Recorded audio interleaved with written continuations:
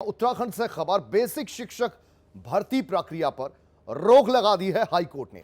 High court ने basic शिक्षक भर्ती प्रक्रिया पर रोक लगाई। 2600 पदों की नियुक्ति प्रक्रिया पर फिलहाल रोक। हाईकोर्ट ने नोटिस जारी कर जवाब भी मांगा। हाईकोर्ट ने एनसीटीई से जवाब मांगा। भर्ती की आस देख रहे करीब 2600 सहायक अध्यापकों को जोर का झटका लगा है। राज्य सरकार की ओर से जारी भर्ती प्रक्रिया को हाईकोर्ट ने रोक दिया है। हरिद्वार के याचिकाकर्ता जयवीर सिंह की याचिका पर अदालत ने यह फैसला सुनाया।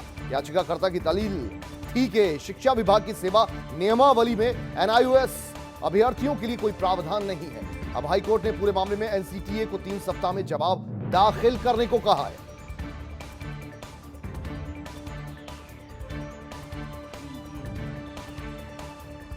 तो सहायक शिक्षक भर्ती मामला, जिसमें कि 2600 भर्तियां होनी थी, फिलहाल उस पर उत्तराखंड हाईकोर्ट ने रोक लगा दी है। तो बेसिक शिक्षा भर्ती से जुड़ा यह मामला, 2600 अध्यापकों से जुड़ा यह मामला, इस प्रक्रिया पर फिलहाल रोक लगा दी गई है क्योंकि एनआईओएस के छात्रों के लिए इस भर्ती में प्रावधान नहीं है। इसी को लेकर एक याचिका दाखिल की गई थी, जिस पर अब उस याचिका को स्वीकार करते हुए सुनवाई अब होनी है और सुनवाई यानी कि फैसला आने के बाद ही अब यह भर्ती प्रक्रिया आगे बढ़ पाएगी।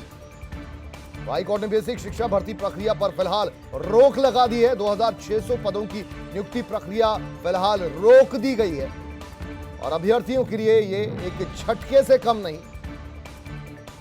तो जो आस लगाए बैठे थे कि जल्द ही प्रक्रिया मुकम्मल हो जाएगी, अभी फिलहाल उन्हें इंतजार करना होगा। नवीन पांडे हमारे संवाददाता और ज्यादा जानकारी इनसे लेते हैं। नवीन, आपसे जानना चाहेंगे, ये हाईकोर्ट ने भर्ती प्रक्रिया पर रोक क्यों लगाई है? एनआईओएस के जो छात्र हैं उनके लिए प्रावधान इसमें क्यों नहीं? जी बिल्कुल कुलदीप, आपको बता दूं कि ये 15 जनवरी 2021 को राज्य सरकार ने अभी हाल ही में वैकेंसी निकाली थी 2600 शिक्षकों की। लेकिन 2600 शिक्षकों के मामले में जो हरिद्वार के एक याचिकाकर्ता है जयवीर सिंह, उन्होंने याचिका दायर कर दी कि जो आवेदन निकाला गया है, उस सरकारी प्रक्रिया जो निकाली गई है वो मानकों के तहत नहीं है। यानी शिक्षा विभाग की जो नियमावली है उसके तहत जो डीआईओ है, एनआईओएस के अभ्यर्थी हैं, वो इसमें शामिल नहीं हो सकते हैं। इसका संज्ञान हाईकोर्ट ने लिया और उस पर फिलहाल प्रक्रिया पे रोक लगा दिया और 3 हफ्ते बाद से जो है जवाब मांगा है। तो ये एक तरह से माना जाएगा कि सरकार को देखना चाहिए था या शिक्षा विभाग को देखना चाहिए था कि क्या इस तरीके के प्रावधान के बिना हम वैकेंसी निकाल सकते हैं। इसी पे हाईकोर्ट ने फिलहाल रोक लगा रखी है। जी कुलदीप। अच्छा, सरकार की दलील भी कोई हाईकोर्ट के निर्देश के बाद सामने आई?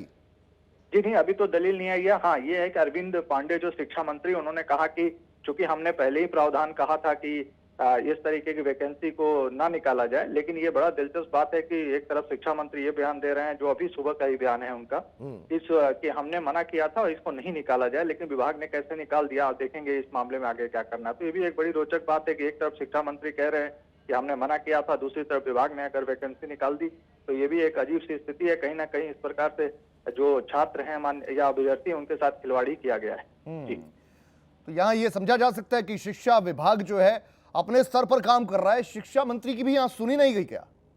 जी बिल्कुल, इसमें कोई दो राय नहीं है। और ये मामला देखिए कुलदीप, 2600 पदों पे आज की डेट में सरकारी नौकरी मिलना, आप समझते हैं कितनी बड़ी बात होती है, कितने लोगों में उत्साह होता है। तो ऐसी स्थितियों में ये वाकई में ऐसा लग रहा है कि शिक्षा विभाग के अधिकारी अपनी तरफ चल रहे हैं और शिक्षा मंत्री अपनी तरफ, यानी कि दोनों में कोई कोऑर्डिनेशन वाली स्थिति नहीं है। क्योंकि देखिए 2600 पदों की वैकेंसी को रोक लगाना, वो भी जिन्होंने याचिका दायर की है उनका भी तर्क अपनी जगह ठीक है कि शिक्षा विभाग की जो सेवा नियमावली है उसमें एनआईओएस के कहीं नहीं है। और इसमें जो भर्ती निकाली गई थी उसमें एनआईओएस के अभ्यर्थियों को आवेदन की बात कही गई थी। तो अब ये क्लैश कैसे कर गया, ये तो बहुत बड़ी गंभीर विषय है। कायदे से तो इसकी कुलदीप जांच होनी चाहिए, ये ऐसी गलती हुई कैसे। बहुत शुक्रिया नवीन पांडे इस पूरी जानकारी के लिए आपका।